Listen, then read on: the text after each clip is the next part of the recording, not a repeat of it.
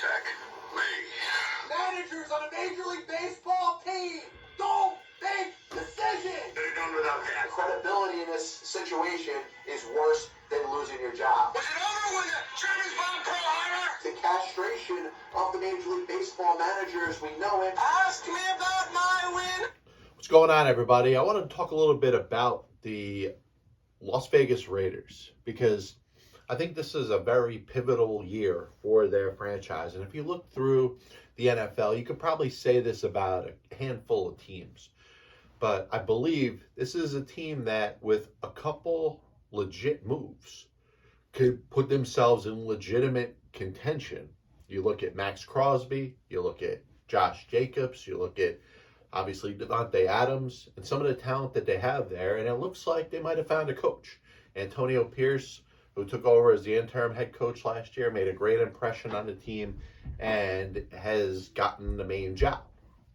I'm looking at this draft, and I think they might have made a mistake last year by moving on from Derek Carr.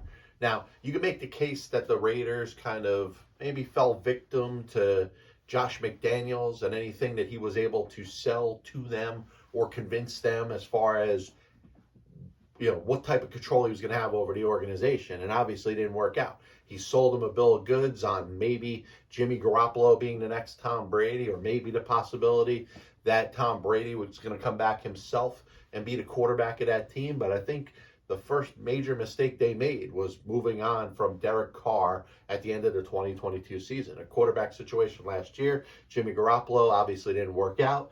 They went to rookie Aiden O'Connell, who I think is okay, but I don't look at him as a big-time quarterback. I'm sorry.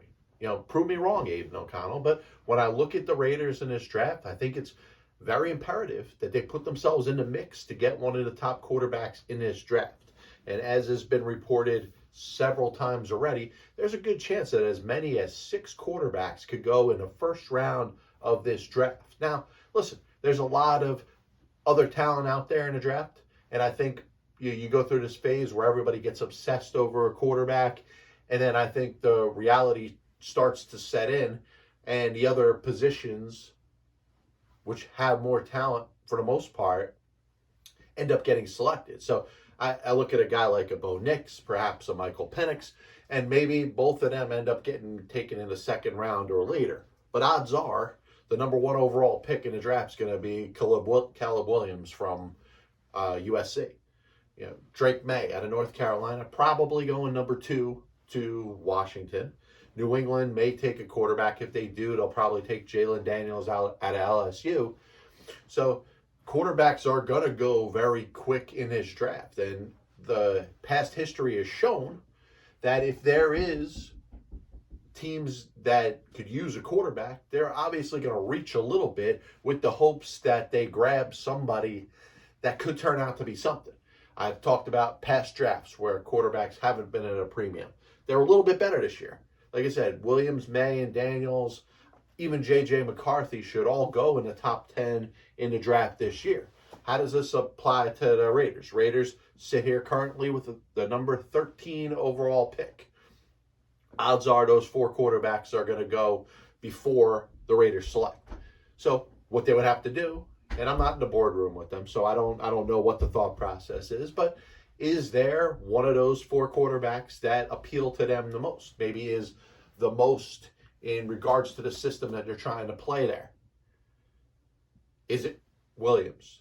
If it is, well, you have to trade up with the Chicago Bears, and obviously the price tag is going to be exorbitant. You're going to actually get the Chicago Bears not only a lot of picks, but probably a big-time player. And I don't know if the Raiders are willing to part with a big-time player. Hey, a Max Crosby or a Devontae Adams type could very well be what the Bears are looking for. And the Bears seem to be okay and content with holding on to the number 1 overall pick to select Williams.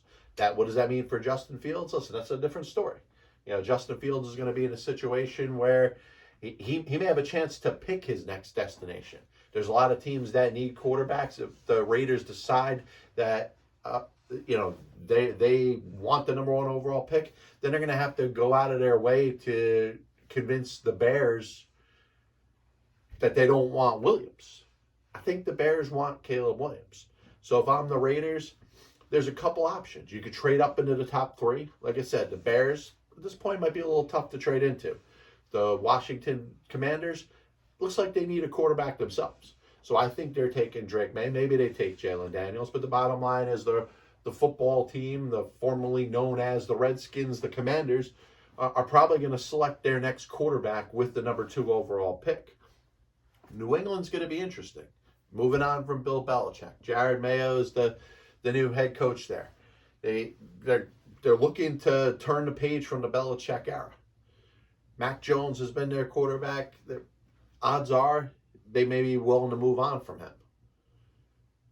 Do you consider moving from 13 to, let's say, 3 in a draft and maybe trade with New England? Arizona's got the number 4 overall pick. They have a quarterback in Kyler Murray. The Los Angeles Chargers obviously have Justin Herbert and the number 5 pick. So if you're the Raiders, there is a legitimate shot, not just trading for the number 1 pick, but to trade for either 3, 4, or 5, which is going to cost you considerably less. I believe it's a must play that the Raiders take a quarterback in the first round of the draft. We'll see how it works out.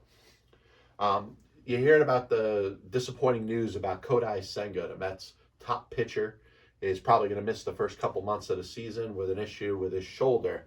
And I finally got the response that I was looking for, because we were wavering all off season and you were wondering, all right, 2014 with the New York Mets was going to be a transition year, a year where they they don't go active in free agency, but we didn't know what it meant. Did it mean that they just weren't going to add big players? They weren't going to add a ton of salary? Steve Cohen was tired of spending a lot of money on payroll for a team that finished in 4th place last year. All of that could have been true. But what I was looking for is the sign over whether the Mets and the player of baseball operations, David Stearns, who I'm going to from now on refer to as POBO, obviously the acronym for President of Baseball Operations. POBO has made it clear that he very well could be willing to sacrifice the 2024 season for the future of the New York Mets. He hasn't said that publicly yet, but I think his reaction to the Kodai Senga news is the official announcement that the New York Mets are willing to punt the 2024 baseball season. And that's a shame, because Pete Alonso is in the last year of his contract, could very well leave as a free agent at the end of the season. I don't think he wants to. Francisco Lindor is going to be wasting another year of the prime of his career. And you have one of the most elite closers in baseball in Edwin Diaz, who probably didn't sign that near $100 million contract with the New York Mets. So the Mets cannot try for a season. And I think it's a bad look for the fans. And if you're a fan, like I am, you have plans set up for the season of how you're going to watch your games. How much are you going to fan? Everybody fans differently, right?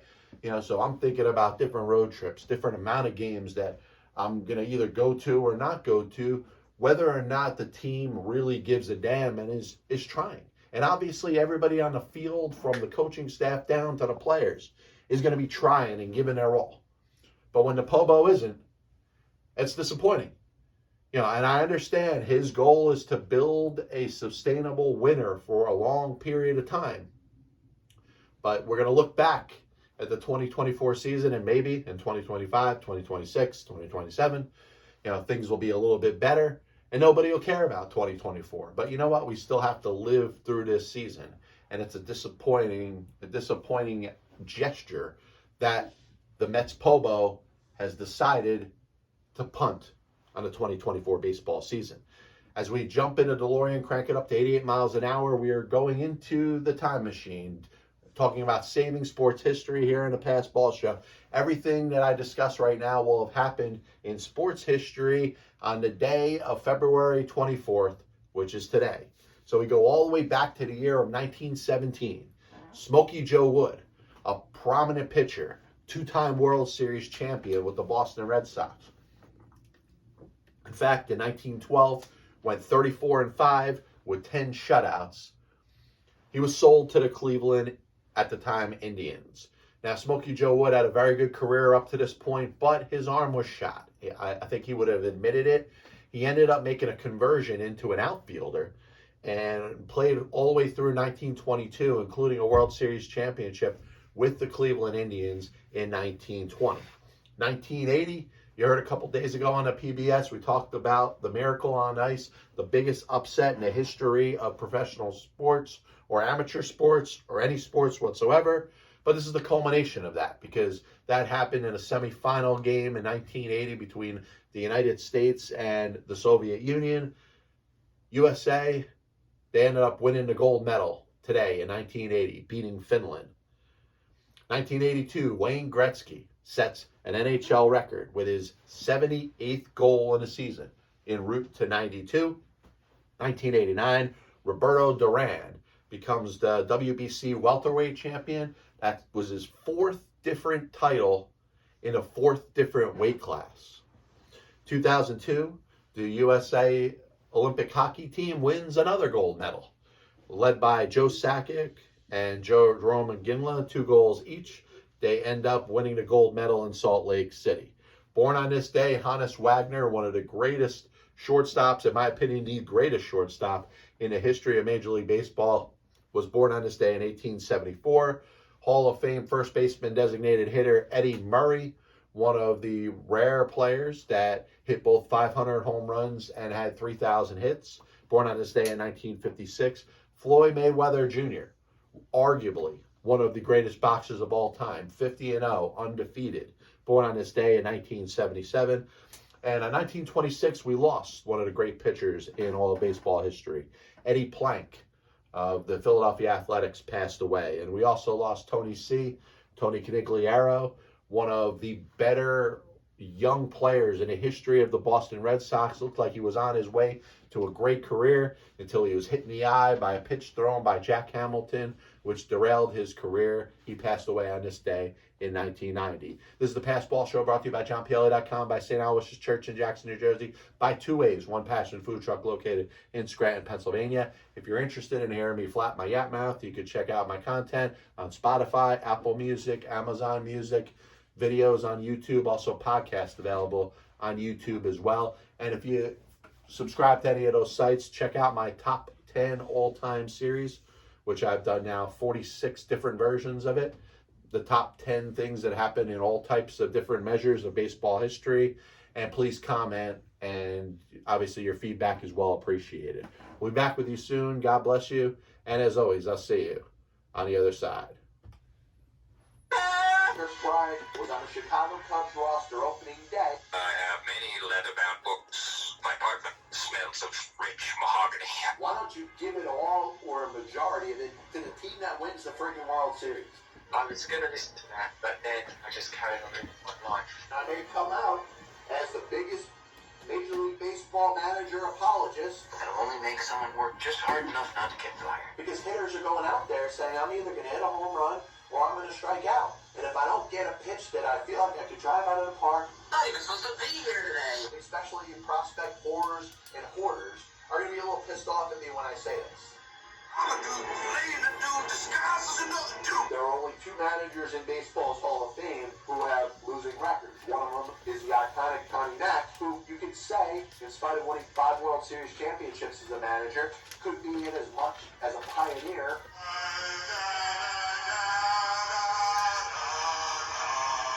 And what side of the spectrum they're on. Were they pitching? Were they batting? If your favorite team was pitching and a ball got inside to hit a batter, there's no way that could have been on purpose. But if you were a fan of the team that was batting and a ball got inside and hit somebody or went behind somebody's head, absolutely 100%, unequivocally, that pitcher was throwing out. They put their tail between their legs and decided they're going to do exactly what they're told. You damn well right better give him a contract extension. You damn well right better make him the manager over the next series of years. 35 years ago, I could have loaned your parents the money for an abortion.